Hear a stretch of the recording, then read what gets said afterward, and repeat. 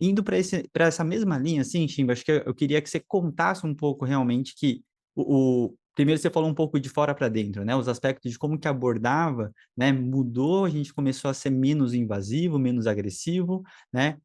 E agora aqueles detalhes relevantes que acontecem dentro do joelho mesmo, né? A questão da angulação, do horário, né?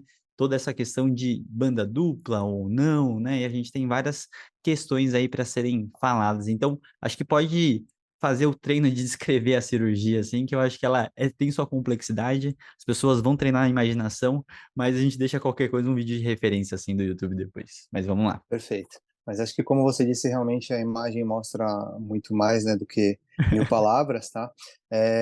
Mas, assim, as técnicas hoje, é, pelo que eu vejo, pelo que eu leio, tudo, há uma tendência à preferência por tendões flexores, né, ou Uhum, enxertos de cadáver, né, que a gente fala para ficar um linguajar um pouquinho mais claro aqui para as pessoas, né? Aí a gente começa a discutir vantagens e desvantagens desse tipo de enxerto, né? uhum, Então, eu particularmente, minha preferência realmente são os tendões flexores, né? A gente pode usar tendão patelar, o ligamento patelar, que é a nomenclatura certa, né? Que uhum, para o pessoal saber, ligamento liga um osso a outro osso, né? Então, no caso, a polo inferior da patela, a tuberosidade inferior da tíbia, e um tendão liga um músculo a um osso, né? Então, a nomina certa é ligamento patelar, que a gente acaba falando errado por conta do uso, mas enfim. Podemos usar o tendão quadricipital. Existem técnicas hoje de usar apenas o tendão, sem tirar nenhum fragmento da patela, e tem uhum, algumas técnicas que a gente acaba utilizando a parte do polo superior da patela, né? A pata de ganso, né, que são os tendões flexores, né, grácil e o semitendíneo, são os que a gente acaba usando, e a técnica hoje utilizada, a gente usa eles quádruplo, né, que a gente fala, então, ou seja, uhum, pensa que são dois tendões, dois macarrões, então a gente vai lá e dobra ele no meio, e ele fica com quatro perninhas, né. Durante a evolução da cirurgia, até hoje tem muita discussão da melhor posicionamento dos túneis e tal, e aí eu acho que é muito de preferência pelo cirurgião, né? Porque alguns trabalhos mostram o quê? Que em relação à estabilidade, ela praticamente não muda, né? O uhum, nível de mudança ele é muito discreto e você vai acabar detectando só com testes realmente mecânicos, com KT2000, alguma coisinha assim.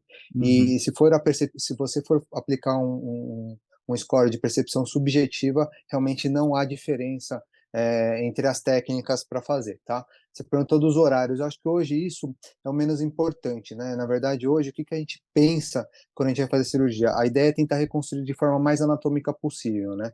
E aí, perfeito. durante a evolução da cirurgia, teve uma discussão muito grande a gente fazer uma banda e duas bandas para tentar imitar o LCA.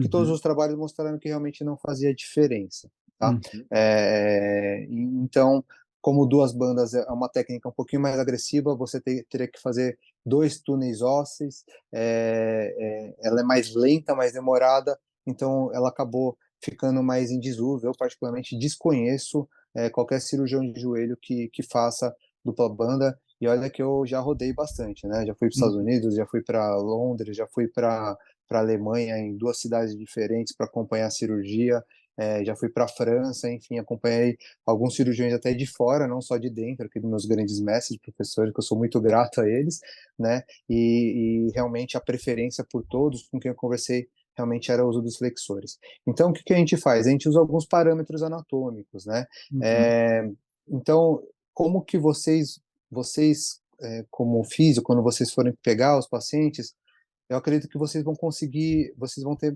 acesso principalmente talvez a uma radiografia, né? Então o que a gente acaba vendo no raio-x, né? No raio-x de frente eu falo assim que o túnel do LCA na tíbia, ele vai acompanhar mais ou menos a espinha tibial.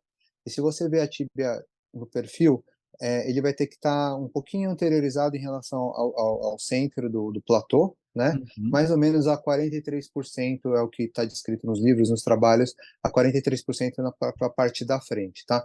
Então, se você tem um túnel numa posição assim ou muito próxima a essa, você sabe que o posicionamento desse túnel foi muito bom na tíbia. No fêmur, pensando, ele é um pouquinho mais lateralizado, né? Uhum. Olhando de frente, o que que eu vou falar? Se você pega o túnel lá, a incidência de túnel, ou até de frente, você vendo aquela linha do intercôndilo, né, que parece uma sela Hum. de cavalo, né, só para vocês tentarem visualizar, o LCA, idealmente, ele vai estar apontar, assim, quando você faz a técnica anatômica mesmo, de fora para dentro, ele vai estar nessa direção. Quando você faz a técnica transtibial, ele fica um pouquinho mais verticalizado, um pouquinho Uhum. mais nessa direção, né?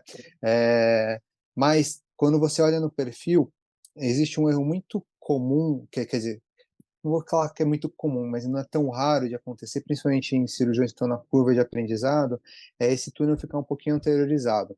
Tem Uhum. uma marca anatômica que divide aquela linha lá de lateral do côndilo femoral em duas, né, em anterior e posterior, tá? Bem nesse meio, quando você está olhando na artroscopia, tem uma crista, Uhum. que foi apelidada carinhosamente por crista do residente, né? Porque a gente brinca que o residente é quem às vezes faz algumas cagadinhas, né?